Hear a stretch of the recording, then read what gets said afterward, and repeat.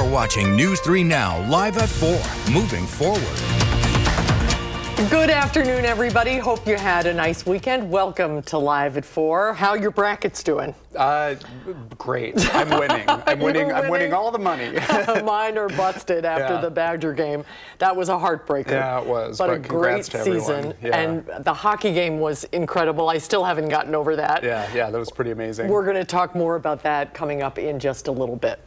Let's get a look at our first warn forecast. Blaze Keller is here. We're having an okay start to the work week. Yeah, we had some cloud cover that has since cleared out across southwestern portions of the state. You're seeing a little bit of cloud cover still lingering in parts of Dodge County as well as Jefferson, Waukesha counties back north and westward. Obviously more cloud cover off towards Fond du Lac, Manitowoc, and Sheboygan. So we've been able to get a little bit of sunshine here into the afternoon, and that's allowed some of our temperatures to get into those mid to upper 40s. Almost nearing 50 in Prairie du Chien. Right now we're at 48 also in La Crosse, 45 in Madison, 39 Juneau, where we have that cloud cover. Winds have been breezy out of the northwest too, and that's causing it to feel a little bit cooler than our actual temperatures by about a few degrees in some spots. So it is a bit chillier feeling out on this Monday. We are expecting warmer temperatures later this week, along with some rain chances, and we are timing them all out in the full forecast.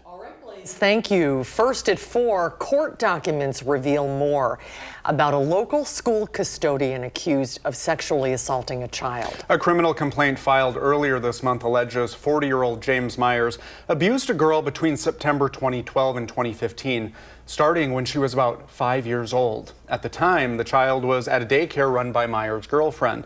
One witness says there were at least a half dozen times when Myers took care of the daycare kids by himself. The complaint says the girl tried to come forward when she was young, but no one believed her, and she got yelled at. She spoke up recently after reading a book about sexual assault for school. Right now, Myers is out of jail on a signature bond. He's charged with the repeated sexual assault of the same child, at least 3 violations of first-degree sexual assault, and he should be back in court on April 28th. The Middleton Cross Plains School District identifies Myers on its website as a custodian at Cromrie Middle School. The school district tells us he is currently on leave and that, quote, we conduct background checks on all employees before they begin working with us. At the time of this individual's hiring, there were no findings on their background check that would have raised concerns or prevented their employment. Here is the 24-hour helpline for Dane County's Sexual Violence Resource Center. It's 608-251-7273. You can contact them by calling or find other resources on their website at rcc.org. And we have more from the school district at this story on channel3000.com. You can receive updates on the case and all other breaking news directly to your phone with the free Channel 3000 mobile app. UW-Madison is asking all of its departments to plan for budget cuts in 2026. In a press release, UW leaders asked departments to develop their 2026 plans with a 5 to 10% reduction in budget. Leaders also asked departments to reduce, quote, non-essential spending, including travel, supplies, equipment, and events. UW cites federal funding uncertainty as a reason for those cuts. UW has also started to review all commitments for one-time funding projects and activities to see what is possible to defer. Well, the Badgers are champions yet again after the Wisconsin women's hockey team took down Ohio State for another NCAA national title. And tonight, fans will sure celebrate that victory with the team. It was an absolute thriller, that hockey game. And our Merrill Hubbard is at LeBon Arena tonight waiting for the NCAA champions to return. Hi, Merrill. Any sight of them yet? Hi, Susie, Brady. Yeah, we are here early before fans line up at the LeBon Arena to celebrate the Badger women's hockey team after they secured the 8th national title. Now, just yesterday in Minnesota, Wisconsin went head-to-head with Ohio State, trailing behind them for some time until an upset, where number 27 junior Kirsten Simmers hit a penalty shot in and pushed the Badgers into overtime.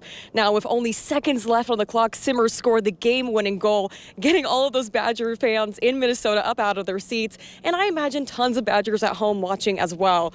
Now, like I said, this is the Badger women's 8th national championship, and it's their 4th NCAA title within the last 7 years. And the celebration is going to continue. We're outside waiting for fans to get out here to celebrate the women's hockey team. And later tonight, we're going to go inside the arena and show you some more about these Badgers. But for now, reporting live at the Laban Center, Meryl Hubbard, News 3 Now. All right, Meryl, very exciting. We'll check back with you in a little while. Thank you. We are now just a little more than a week out from the spring election. Early voting is already underway. Election day, believe it or not, is 1 week from tomorrow. It's coming up fast. In the final stretch, candidates for the Wisconsin Supreme Court are hitting the campaign trail. Political reporter Will Keneally is following along in Rock County, and he has a story from Janesville. Yeah, both candidates, Susan Crawford and Brad Schimmel, are campaigning here in Rock County today. For Crawford, she's going from Rock County to Grant County.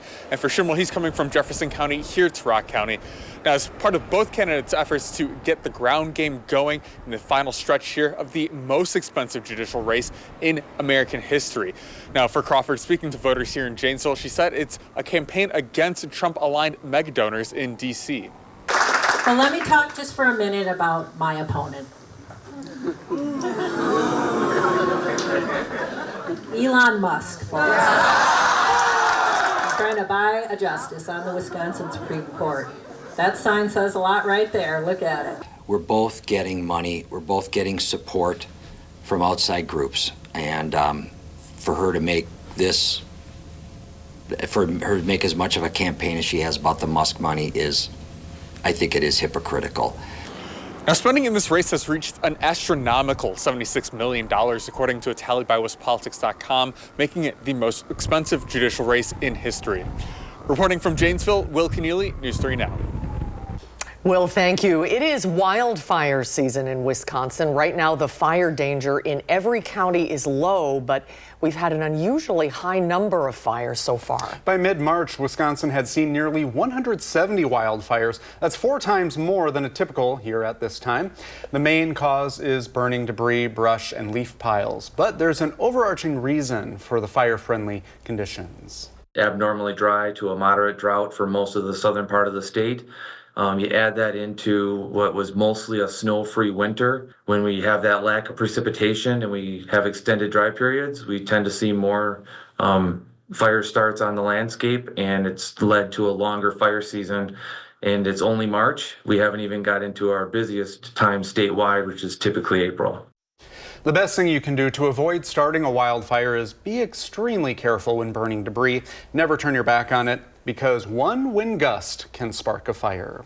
Well, next on Live at 4, the president continues deportations without due process. And the latest federal agency President Trump wants to get rid of. That's when Live at 4 continues.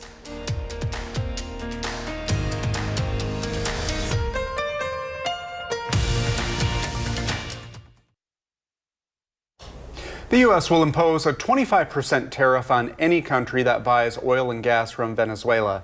The Trump administration announced that today while accusing the country's government of sending gang members to the U.S. That's the basis for his decision to declare some Venezuelan migrants enemy combatants, deporting them without due process. Erica Brown reports from the White House. The Trump administration says it's extraditing 3 Venezuelan migrants with alleged ties to the Tren de Aragua gang who were detained as part of the Alien Enemies Act. We're getting the bad ones out first, and we're taking them out. And there's some really bad ones, murderers. The administration is appealing a judge's temporary block of the president's use of the Alien Enemies Act, which allows for quick deportations without due process. We're now not even just getting the worst of the worst out. We're making sure that there's consequences for being here and committing crimes in our communities. Sunday night, the administration carried out more deportations directly to Venezuela without invoking the Wartime Act after reaching a deal with that country. During a cabinet meeting Monday, President Trump praised efforts to secure the southern border and to slash the size of the government. Our country was riddled with fat, like no country probably anywhere in the world, and we're getting rid of the fat. Homeland Security Secretary Kristi Noem announced plans to do away with the agency tasked with helping people after a natural disaster strikes. We're going to eliminate FEMA. So we've got a lot a lot to do. The Trump administration is also appealing a court order to rehire more than 16,000 federal workers laid off during their probationary period, asking the Supreme Court to step in. Erica Brown, CBS News, the White House. All of this as the president denies knowing anything about members of his administration accidentally texting war plans to the editor-in-chief of The Atlantic. Health officials in Gaza say more than 50,000 people, including 15,000 children, have been killed in the war between Israel and Hamas when it began in October 2023. Over the weekend, Israel's military continued to strike the Gaza Strip after breaking a ceasefire last Monday. Hamas says several of its senior officials have died in the IDF's latest round of attacks, which included a hospital strike. The Supreme Court will not hear an appeal from a group of minors seeking to force federal government action on climate change. 21 children and teens filed the lawsuit in 2015, taking aim at the government's energy policies. The suit alleges those policies are unconstitutional and deprive them of certain fundamental rights. The High Court did not explain its decision, and there were no noted dissents. Today marks 1 year since a ship hit the Baltimore Bridge. It collapsed, killing 6 people. Now, since then, Johns Hopkins has conducted a study showing some of the busiest bridges in the U.S. are vulnerable to these types of incidents.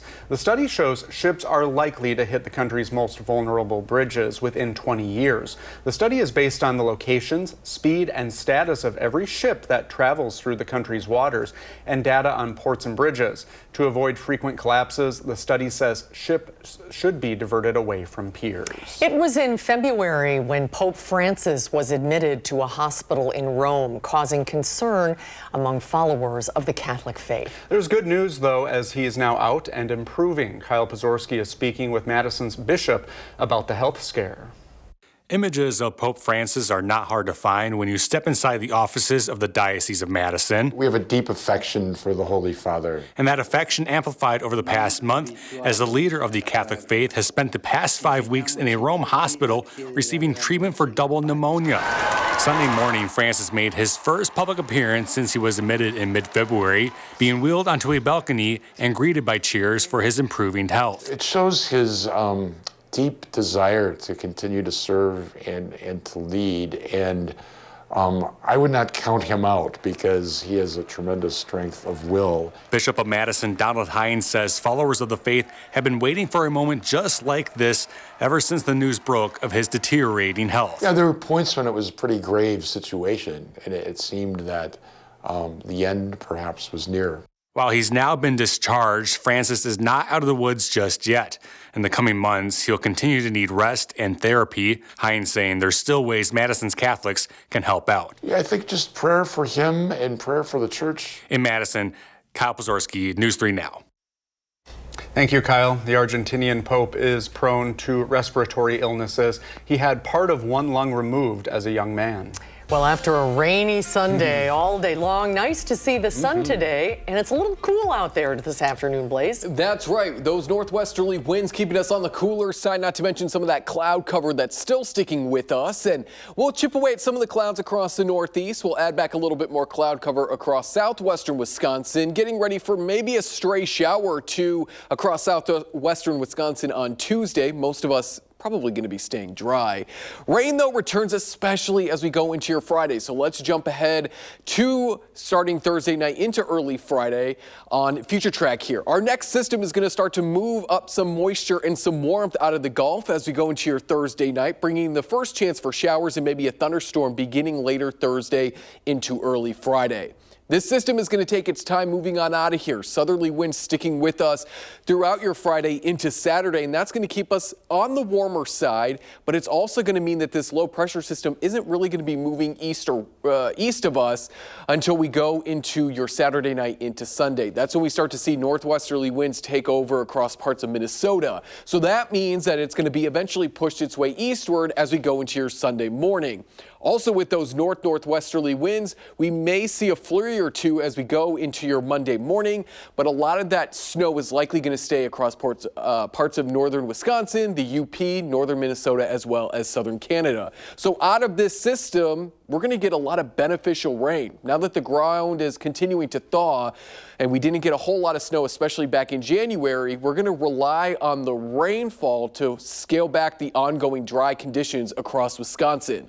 So widespread inch to maybe pockets of 2 inches possible as we go over the next 7 days. But a lot of this is going to begin to fall Thursday night into early Friday. So this is really going to fall over the matter of 3 days, which is good. We're not going to be dealing with a whole lot of flash flooding concerns, but we might deal with some minor ponding as we go over the next into our next weekend. But over the next 6 to 10 days, we continue to trend about 40 to 50% on the wetter than average side. And if we extend that out over the next 8 to 14 days, we don't see a major drying out period, maybe leaning more seasonal than anything. So after a rainy few days here, hopefully we can get some of that ground, that moisture into the ground. We can dry out a little bit before we add another round of rain. But other than that stray shower chance on Tuesday, we see the uptick in rain chances as we go Thursday night into Friday, peaking there Friday night into Saturday, and then we're going to be ending the weekend drying out. Again, those northwesterly winds taking on over. That's going to bring down some cooler and some drier air to end our last weekend of March. Take a look at those high temperatures for your Tuesday with a little bit more cloud cover across the southwest. We'll still get into those low 50s. It's not going to be as breezy tomorrow, so we'll actually feel like we're in the mid to upper 40s to low 50s, and as opposed to today where we certainly felt a little bit on the cooler side. There was a look at that 7 and 10 day forecast, a little bit more active as we look to end March. It certainly came in like a lamb, but it is going out like a lion with a couple rain chances pretty much from here over the next 10 days. I can't believe we're talking about April already. Time is flying so fast. Are we pretty much where we expect to be this time of the year, or was it a little cooler than today was certainly cooler than where we should be. Temperature-wise, our highs upper 40s, so we'll be back there. It's really our overnight lows that have been much warmer than where they should be, so that's been keeping us, daily on the warmer than average side. Yeah. And the rain was beneficial, right? Yeah. Yes. It was a rainy weekend, but we needed it. I had a nice indoor day. I was just going to happy. say, sometimes don't you love a rainy weekend? Oh yeah, it's an excuse to just be a couch potato. Exactly. Yeah. Perfect. Thanks, Good Blaze. stuff. Thank you, Blaze. Well, we have a reminder happening now in the 608. Vote for a local veteran you think is deserving of the Spirit of Service Award. Our partners at Vortex narrowed the more than 200 nominations down to these final 5. Voting is now open on channel3000.com through March 30th. Can we vote for all 5? I guess you're not supposed to do that. You can look for their stories on News 3 Now and on our mobile app. A winner will be announced April 2nd, and that person takes home $5,000 presented by Vortex. They're all so deserving. They really are. Tough choice. Well, coming up on Live at 4, another Disney remake hits the box office. Will Loper tells us whether the new version lives up to the original when Live at 4 returns.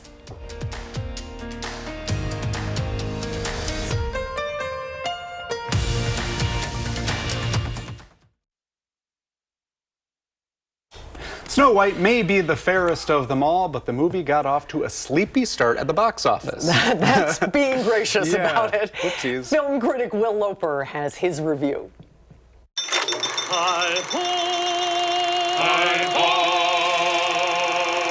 May, Susan, and Brady. Disney's live-action remake of Snow White struggled at the box office, making a sleepy $43 million. But should you whistle your way to theaters to see it, or will it make you grumpy? In 1937, Disney's Snow White and the Seven Dwarfs made history as the first full-length animated feature film in the United States. I said, how do you do? How do you do what? Nearly 90 years later, we've arrived at Disney remaking it as a live-action version. This was my father's kingdom, a place of fairness, but the Queen changed everything. Rachel Zegler plays the titular character, targeted by her vain stepmother, played by Gal Gadot, after a magic mirror says Snow White is the fairest of them all. The Queen is evil. You must flee into the woods. A Along the way, she meets a Robin Hood type who has replaced the prince from the original, and of course, the 7 dwarfs, who are CGI animated in a sometimes unsettling way.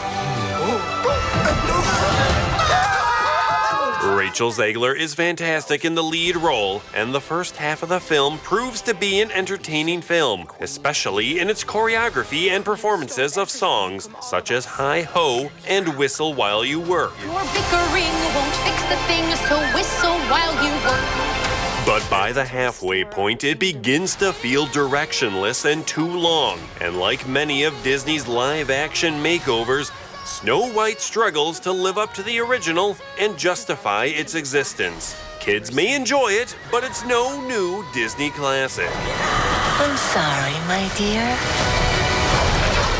Did I frighten you? For Live at 4, I'm Will Loper.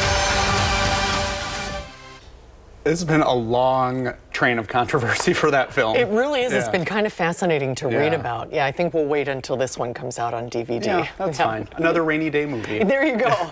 We'll be right back. You're watching News 3 Now, live at 4, moving forward. Well, today's sunshine is welcome, but it is windy out there. Yeah, you can hear it in that weather video. They're hanging on to the reeds. That was over on Madison's east side this afternoon, but it's nice to see the water is open. And the lakes are all open now too. And the weather word, seasonable late March weather. What exactly does that mean, Blake? Blaine. Blaze? What's your name? Sorry. It's Monday. I need some more coffee. I understand. It is Monday. So seasonable temperatures just mean that, temperatures, our high temperatures especially, are getting to where they should be for this time of year. We're not seeing any major warm-ups or cool downs. Our overnight lows, though, are continuing to trend a little bit warmer than average. Susan, you mentioned it was breezy today, and there's still gusts upwards of 20 to 35 miles per hour out of the northwest, so that's causing a bit of a wind chill, despite the fact that temperatures are ranging from the upper 30s to near 50 out south and west. It doesn't feel quite that warm outside. The good news is, for folks who didn't like the wind today, those winds do die down not only overnight, but stay quiet for your Tuesday. So we're going to hang out in the 20s to low 30s tonight, a little bit cooler towards Watoma, where we have a little bit more snow on the ground compared to, say, Platteville. So we'll be in the low 30s. We're going to take a look at our temperature trends over the next 7 days and talk about a few rain chances as well in the full forecast. All right, Blaze, thank you very much. It's Blake now. Yeah, change approved. Sorry. It's okay. Well, the Badgers are champions yet again after the Badger women's hockey team took down Ohio State. The Badgers are claiming another NCAA national title in a very thrilling fashion late in the third period. The Badgers found themselves down 2-3 when the Badgers were awarded a penalty shot. Kirsten Sims scored on the shot, tying the game and sending it into overtime. Then it was Sims again, scoring the game-winning goal in overtime, sealing the comeback and the national championship. And that was Brady Reads the Sports. Well done. Tonight, fans will celebrate their national champions at the LeBron Arena. Can we just start all over? It is a We're gonna Monday start the for show me. Over again. I've been there. Don't worry about it. Keep going. Can you help me out? I can. We'll find Meryl Hubbard there, and she has the details of tonight's events. Meryl? Well, first of all, bless you, Susan. Hope you're doing okay over there. Yeah, we are here early before fans line up at the LaBahn Arena. They're here and they're coming to celebrate the Wisconsin women's hockey team after they secured the national title. Now, this is their 8th national title in full for the program and the 4th NCAA championship within the last 7 years. The events will be held at 6:30 p.m. and spots within the LaBahn will be on a first-come, first-served basis. Now, if you're looking for parking, lots 46, 48, and 91 will be available for $5. Now, like I said, we are here pretty early, so no fans are outside yet. And I'm really interested to see how many come in because it's spring break for UW-Madison. So maybe we can see more families tonight, but I'm sure that, a lot of fans will be coming out to show support for our Badger women's hockey team. And we're excited to go in and see our Badgers. So for now, I'm going to throw it back to you guys in studio. I hope, Susan, you got some water in there and you're doing okay. Thank you, Meryl. Sorry about that. You sounded good. Of course. Thanks, guys. Thanks, Meryl. This is why we should just have 3-day weekends. Mondays are too hard, everyone. Yes, they are. Well, to Wall Street now. U.S. stocks rally. The Dow's up 598 points. The NASDAQ is up 405, and the S&P 500 is up 100. Well, the main wave of NFL free agency has passed, and the Green Bay Packers made some signings of their own. Now all eyes turn to the NFL draft, which is exactly a month away in Green Bay. Jalen Banks caught up with News 3 Packers reporter Jason Wilde on what's next for the green and gold. We're essentially through the first wave of free agency. You're going to see the biggest contracts have come and gone. Let's just start with the initial reaction to the Packers free agency run this first half of the free agency period. Filled two needs that were very obvious. They've got some offensive line challenges that they're dealing with, both in terms of losing their starting center and some guys that are going to be free agents after this year. And they need more help at the corner position. They probably still need more help. So Aaron Banks, the guard, fills that spot. He will walk in and be the starting left guard, and they'll move Elton Jenkins to center. And Nate Hobbs, they're going to use him in a variety of ways. They may play him outside, they may play him inside, but they paid him $16 million in guaranteed money, so they clearly expect him to be on the field a lot. All right, sounds good. Thank you so much, Jason. Jason Wilde, Channel 3 Packer reporter, and I guess we could call you an insider, correct? Jalen, you can call me anything as you want, as long as I can call you former collegiate quarterback whenever I want to. All right, sounds good. We'll have that trade-off then. Jason, thank you so much for joining us. Thanks, buddy. I appreciate it. Thank you, Jalen and Jason. Well, you can find the full Packer breakdown with Jalen and Jason on our website on channel3000.com. This is happening now in the 608. You can vote for a local veteran that you think is deserving of the Spirit of Service Award. Our partners at Vortex narrowed the more than 200 nominations down to these final 5. Voting is now open on channel3000.com through March 30th. You can look for their stories on News 3 Now and our mobile app. A winner will be announced April 2nd. That person takes home $5,000 presented by Vortex. And coming up on Live at 4, an executive order hits close to home. What local libraries and museums stand to lose if a federal agency is gutted.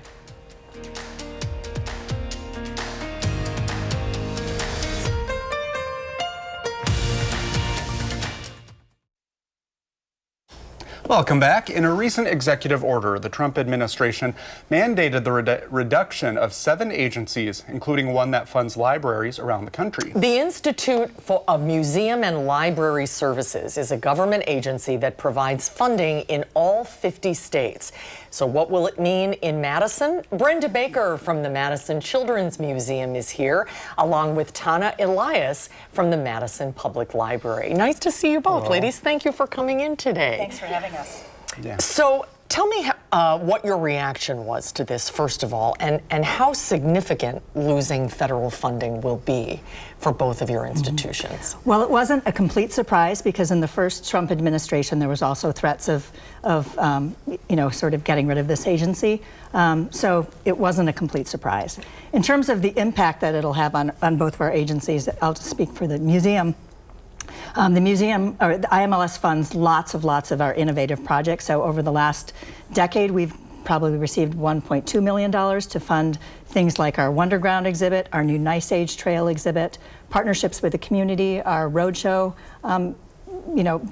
program that goes out into the community. Those are some of the kinds of things that have been funded. We're also right now under a grant with IMLS that will pay for strategic planning. Mm-hmm. Right, and do you know what will happen with that? Well, I mean, we're going forward as if the funding is going to come through, keeping our fingers crossed because we're more than halfway through. Yeah.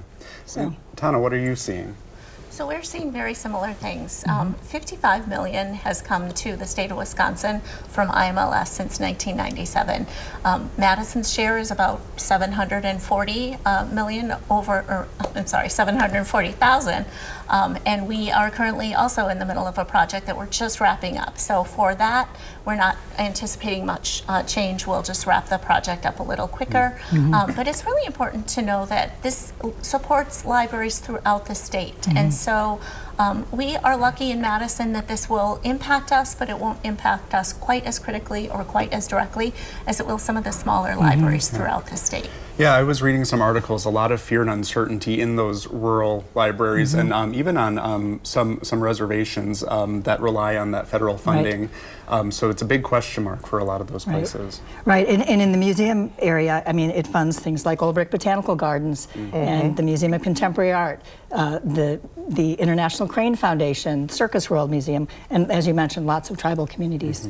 Well, the executive order does not explicitly shut down the agency. The way that it's written, I was just looking for the exact wording here so I have this correctly, that of course now I can't find it right in front of me, but there's some uncertainty. It's a little murky. So where does that leave you in terms of how you move forward from here? Donna, how do you do that? For libraries, some services are required by law. So for the short term, those are somewhat set, and we will spend those out at the state and the system level. So we're funded indirectly through library systems, and that's how we get the majority of our federal funding. And then once September comes around, the agency will be reauthorized.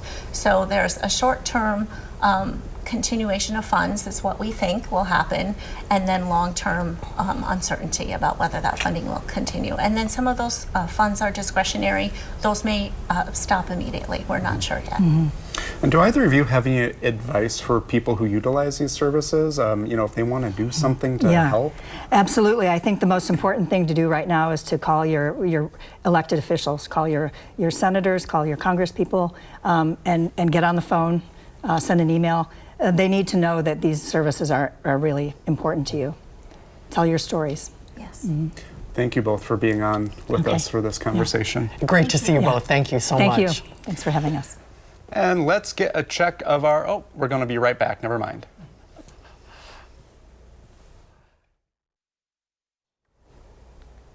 We're taking a live look at the nation's capital, where it is cherry blossom season. Oh, look at that. That has always been on my bucket list. I've never had a chance to see them. 55 degrees and just a little bit of rain. Just how the cherry blossoms like it. Beautiful.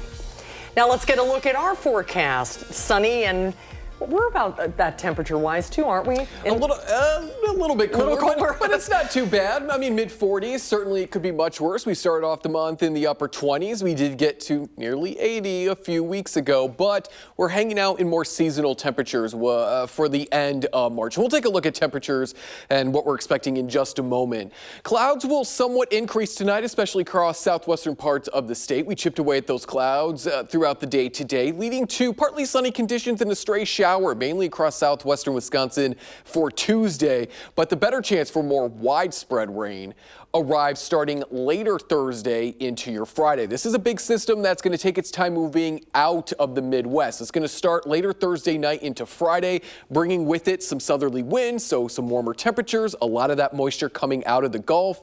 This low pressure system, though, its center is well off to our west into the Dakotas, so it's going to keep a lot of that cooler air off to our north, and that means it's got some area to travel across before it finally starts to move out of the Midwest, which is going to occur starting later Saturday, into Sunday. Center of low pressure over Marshfield as we go into Saturday morning, so all of that cooler air is staying off to our north. Wouldn't be surprised if we get a thunderstorm or two before northwesterly winds take on over, bringing us cooler air as we kick off that final day or so of March, and we could also squeeze out a few flurries as we go into your Monday as well. In terms of rain, we're looking at widespread inch to maybe inch and a half over Friday, Saturday, and Sunday. So it's not all going to fall at once. No moderate or even major flooding concerns. Minor flooding to some ponding is going to be possible, but now that the ground is thawing out, a lot of this moisture will get absorbed into the ground, and hopefully we can start to scale back some of our drought conditions. All of this rain that we're expecting here over this upcoming weekend we'll see not this Thursday, but the Thursday after. Now, we talked about our precip chances over the next 6 to 10 days. Let's take a look at our temperature chances, or kind of what we're trending towards. Warmer air looks to stay off to our south. The jet stream most likely going to be where this gray is, meaning we're going to be in the trough of that jet stream where we find that cooler air. About a 30 to 40% chance of sitting underneath cooler than average temperatures towards the end of our extended forecast. So maybe that Monday and Tuesday of next week. But up until that point, we're staying pretty seasonal to above average, especially Thursday and Friday, even into Saturday, about 5 to 15 degrees above normal.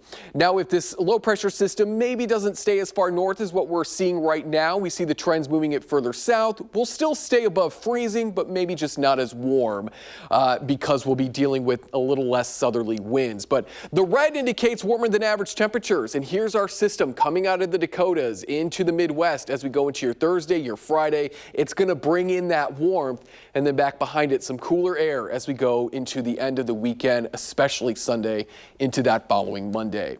So pretty seasonal for your Tuesday. We're looking at mid to upper 40s to low 50s, especially further south and west where we didn't get any snow over this past weekend. We'll be able to get at least into the upper 40s, maybe a few low 50s. Now, as we look ahead to that 7 and 10 day forecast, it does look like we do climb into those upper 50s to low 60s Thursday, Friday, Saturday. We saw that there as those dark reds were moving in over the Midwest. That's our next really big rain chance. And then as we look ahead to the end of the weekend and the start of April, which will be on Tuesday, it does look like we're going to be starting out in those 40s and then eventually back into those 50s. So we are adding some April showers to our forecast as we look ahead to the start of the new month.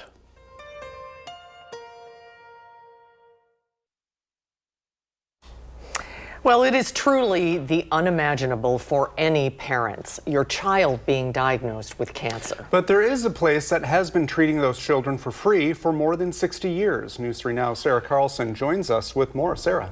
Hi guys, St. Jude Hospital in Memphis is a well-known name in this tough battle.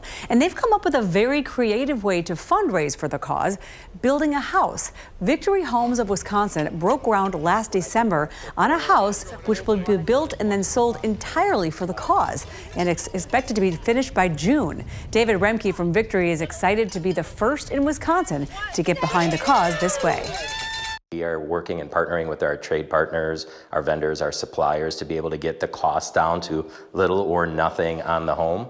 And then when we go to sell the home, all those net proceeds get 100% donated to the St. Jude Children's Hospital. And we're talking about more than $500,000 probably. News 3 will also have a chance to introduce our viewers to some of the people involved, a young patient with cancer. We'll also make a trip to Memphis and meet some of those researchers and doctors at St. Jude. It's exciting stuff. That will be incredible. Yeah. Does the builder have a connection to St. Jude's Hospital, or he's just doing this, he's just doing something good? Just doing something good, and was sold immediately. So we got to meet with those people today, both the people at St. Jude and Victory Homes, and learned that the survival rate for childhood cancer has also increased dramatically. And I think Victory just said, let's go for it. That's incredible. It is. Where is the house being built? In Wanakee. Wow. Yeah, and we'll show you more along the way too as this goes on between now and June. Oh, hopefully we get into a bidding war and it goes up and up. That's what I said. I hope so. Yeah. That's a very exciting project. Sarah, thanks. Thank you. We'll be right back. Here's what's coming up tomorrow on Live at 4. We'll tell you how Second Harvest is dealing with unprecedented demand for its services this year. And later tonight on News 3 Now at 6, Eat Now, Pay Later, how a new collaboration between Klarna and DoorDash works. That's tonight at 6. Thanks for watching Live at 4 today, everybody. We hope to see you back here tomorrow. News 3 Now at 5 starts right after this.